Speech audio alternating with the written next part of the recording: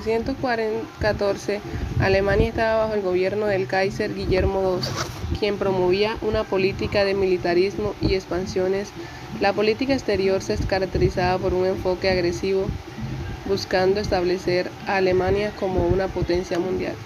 Las tensiones entre las grandes potencias europeas eran palpables. Berlín era un hervidero de discusiones sobre alianzas, conflictos territoriales y la creciente rivalidad con países como Francia y Reino Unido.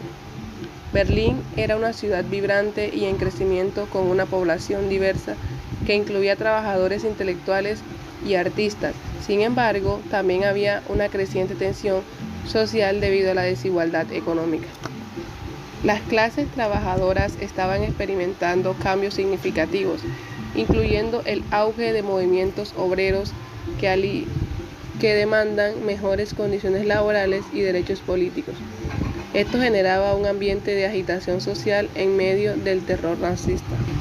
El militarismo estaba muy presente en la cultura alemana. La educación y la propaganda fomentaban el patriotismo y la idea de que Alemania debía demostrar su fuerza militar. Las celebraciones de las victorias pasadas y desfiles militares eran comunes, lo que alimentaba el orgullo nacionalista entre los berlinenses. La economía alemana estaba en crecimiento impulsada por la industrialización. Berlín se había convertido en un centro industrial y comercial clave en Europa. Sin embargo, había tensiones económicas debido a la competencia por recursos y mercados internacionales, lo que alimentaba el deseo de expansión territorial. La vida cultural en Berlín era rica y diversa. Había un florecimiento de movimientos artísticos e intelectuales con debates sobre el futuro de Alemania y su papel en el mundo. Sin embargo, muchos intelectuales también cuestionaban el militarismo y abogaban por la paz, lo que generaba un contraste interesante con el nacionalismo predominante. A medida que se acercaba el verano de 1914, había un ambiente de creciente ansiedad entre los ciudadanos. Las noticias sobre tensiones internacionales aumentaban, pero muchos aún creían que la guerra podría evitarse. Sin embargo, una porción significativa de la población estaba lista para apoyar a su país si estallaba el conflicto, viendo la guerra como una oportunidad para demostrar la grandeza alemana. El asesinato del archiduque austrohúngaro Francisco Fernando en 1914 fue un catalizador para desatar la guerra desde Berlín. Muchos habían visto esto como una provocación que requería una respuesta militar. La movilización de los tropas alemanas fue rápida y efectiva. Los ciudadanos berlineses podían haber sentido tanto orgullo como miedo ante la llamada a filas, siendo parte del esfuerzo nacional. La experiencia en el frente occidental fue devastadora.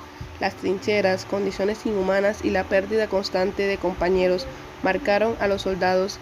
Este ciudadano podía haber reflexionado sobre la valentía necesaria para enfrentar el horror. Mientras luchaban, las familias en Berlín enfrentaban racionamientos y pérdidas humanas significativas. La propaganda estatal intentaba mantener el espíritu patriótico, aunque muchos empezaban a cuestionar la guerra. La guerra dejó un saldo escalofriante de millones de muertos y heridos. Un soldado que regresó a Berlín habría encontrado una ciudad marcada por el duelo y la tristeza. Fin de la guerra de movimientos. La guerra de movimientos se refiere a las primeras fases del conflicto donde las fuerzas se movían rápidamente por el territorio y las batallas eran dinámicas. Al finalizar esta fase, estancamiento. La falta de avances significativos llevó a un estancamiento en el frente occidental, donde ambos bandos comenzaron a construir trincheras. Cambio en la estrategia. Las potencias comenzaron a adaptarse a la nueva realidad del conflicto, enfocándose en estrategias defensivas y el uso intensivo de fortificaciones. Guerra de trincheras. Caracterizó gran parte del conflicto en el frente occidental y tuvo varias consecuencias. Altas pérdidas humanas. La guerra de trincheras resultó en un número devastador de bajas. Las condiciones eran horribles, con soldados enfrentándose a enfermedades, hambre y a un ambiente hostil. Desgaste psicológico. El prolongado estancamiento y las duras condiciones llevaron a una gran fatiga entre los soldados. Muchos sufrieron traumas psicológicos que se conocían posteriormente como shock por explosiones. Innovaciones bélicas.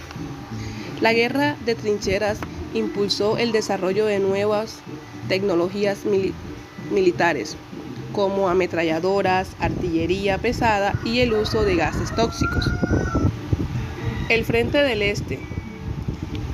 Aquí la situación fue diferente. Movimientos rápidos. A diferencia del Frente Occidental, las tropas en el este podían moverse más libremente debido a la geografía menos densamente poblada. Colapso de imperios.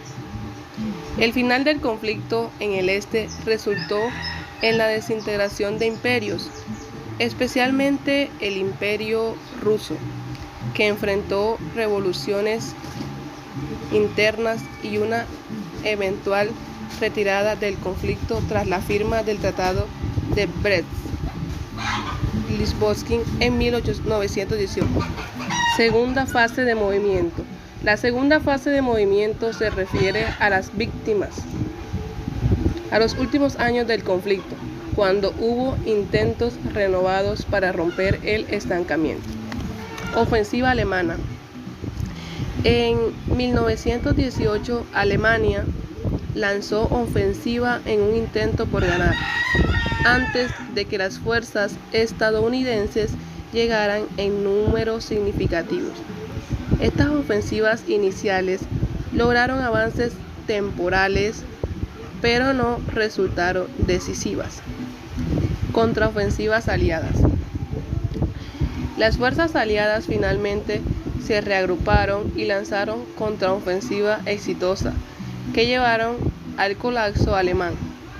La batalla de Amiens en agosto de 1918 marcó un punto crítico en esta segunda fase. Consecuencias generales. Fin del conflicto. La combinación del agotamiento militar y los problemas internos llevó a Alemania a solicitar un armisticio que se firmó el 11 de noviembre de 1918. Tratados posteriores. El fin de la guerra resultó en tratados de Versalles, que rediseñó fronteras y estableció condiciones severas para Alemania. Impacto social y político. Las consecuencias políticas incluyeron revoluciones en varios países europeos y cambios drásticos en gobiernos y sistemas políticos.